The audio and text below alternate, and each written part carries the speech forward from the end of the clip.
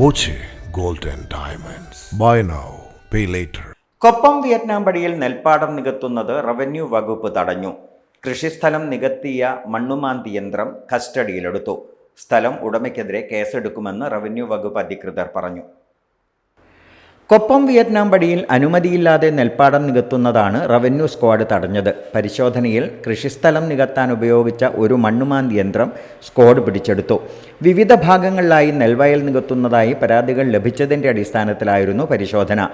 നെൽവയൽ നികത്തലുമായി ബന്ധപ്പെട്ട് പിടിച്ചിരിക്കുന്ന വാഹനങ്ങളും യന്ത്രങ്ങളും സർക്കാരിലേക്ക് കണ്ടുകെട്ടുന്നതിനായി ജില്ലാ കളക്ടർക്ക് റിപ്പോർട്ട് സമർപ്പിക്കുമെന്നും സ്ഥലമുടമകൾക്കെതിരെ ക്രിമിനൽ കേസ് ഉൾപ്പെടെയുള്ള നടപടി സ്വീകരിക്കുമെന്നും തഹസിൽദാർ അറിയിച്ചു.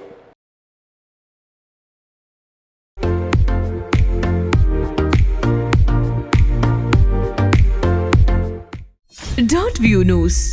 കാഴ്ചകളാണ് ലോകം. കണ്ടു തുടങ്ങുക.